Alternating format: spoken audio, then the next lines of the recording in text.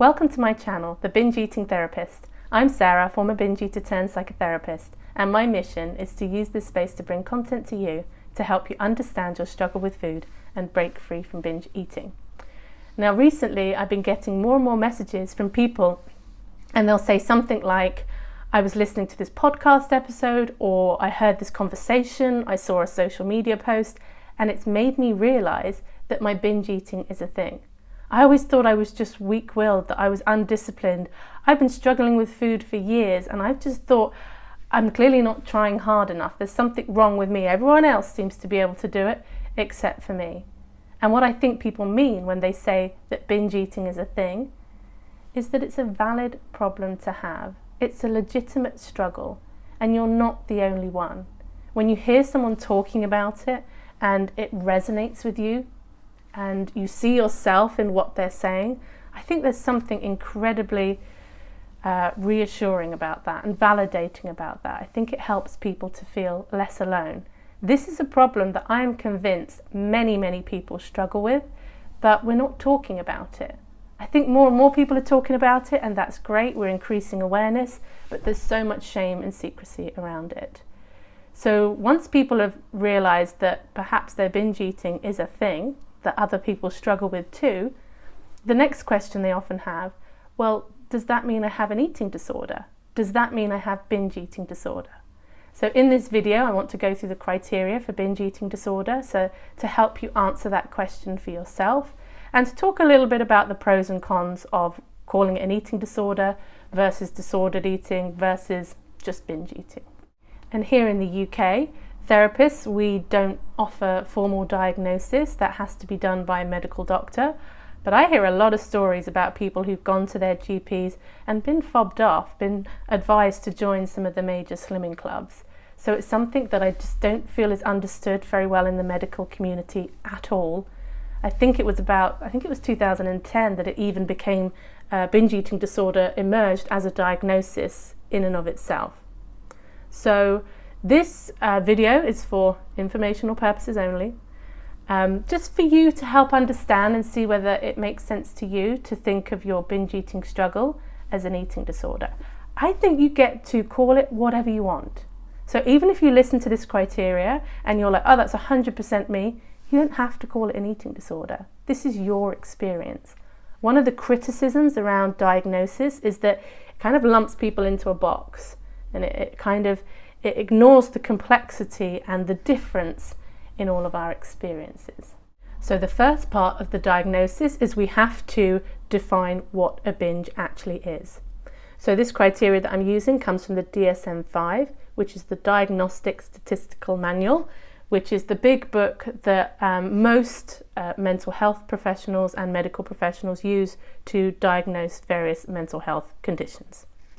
So according to the DSM-5, a binge is eating within a discrete period of time, for example, 2 hours, a quantity of food that is definitely larger than most people would consume under similar circumstances.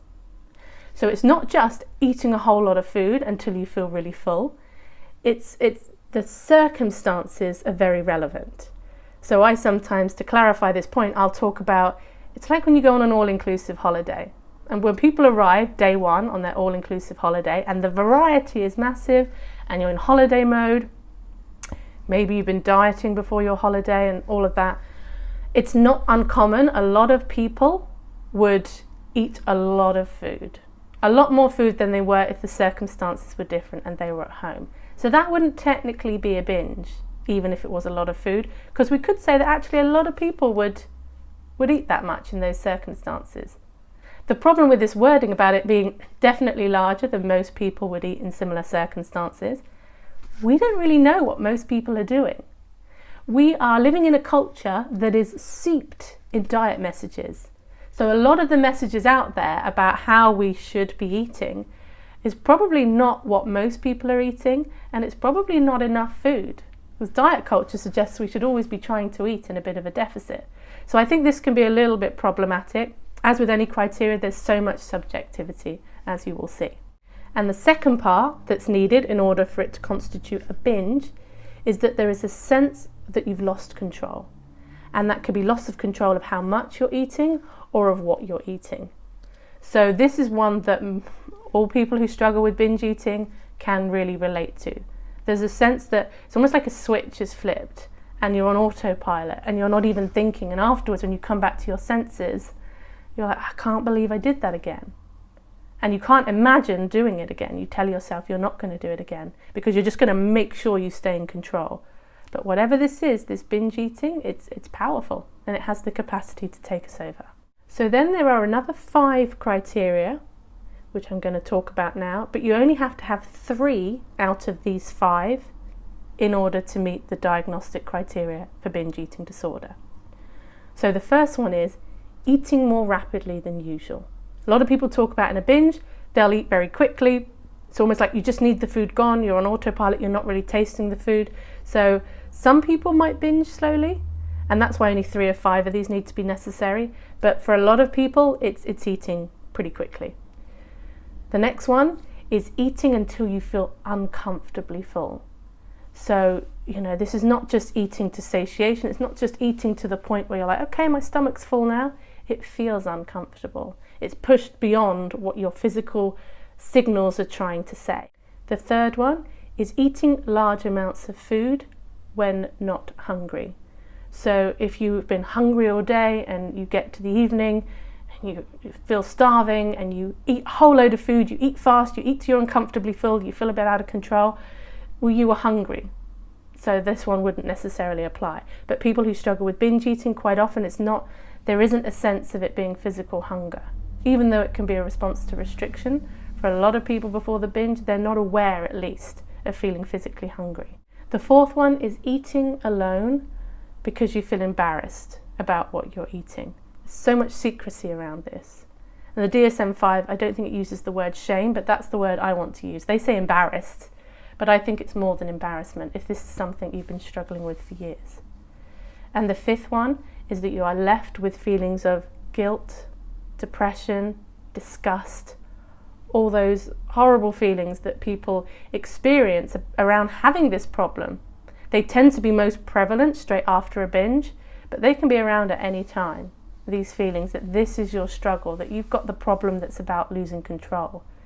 And I did a video on Instagram, which a lot of people seem to relate to, around if binge eating disorder is your eating disorder, like why couldn't I have had the one that gave me control?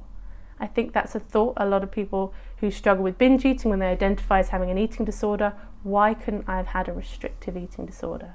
I just want to name that here because I want to normalize that thought. It's not a helpful thought for sure, but I think it's a human one. And I know I certainly felt like that. There's something about the eating disorder being one about, eating more than you need that seems to carry a different level of shame. So out of those 5 that I mentioned, you need at least 3 of them to meet the criteria. The next criteria is about duration and frequency. So the DSM-4, which was the previous book before it was updated, it used to be that the binging needed to occur on average twice a week for 6 months. That's 2 binges a week for 6 months on average. And actually they've reduced that now in the DSM-5 in order to meet the criteria. It only needs to be an average of once a week for 3 months. And the final criteria is that the binge eating is not associated with inappropriate compensatory behaviours. So that's things like purging or laxatives or over-exercise. If there are compensatory behaviours, chances are you're likely to fit a bit more into a bulimia diagnosis. And again, I think there's a bit of a fine line for some people with their binge eating and with bulimia, because some people will fast after binges, so they'll binge and starve and binge and starve. That can, in theory, fit the criteria of bulimia. Exercise for some people. I work with quite a few people who struggle with binge eating, but they do a lot of exercise. Or they might not even think it's a lot. And again, that word, a lot of exercise, at what point does exercise become really excessive? But it's certainly a compensatory behaviour for a lot of people. So again, this is a bit of a grey here. So what are the advantages of calling this an eating disorder? What are the advantages of saying to yourself, okay, this is binge eating disorder? I think from a practical level, If you are trying to access help or treatment for your binge eating and you need to go through a public health service or an insurer, they need to know what the problem is. They need to be able to define the problem, and so that they can identify the people who have the problem.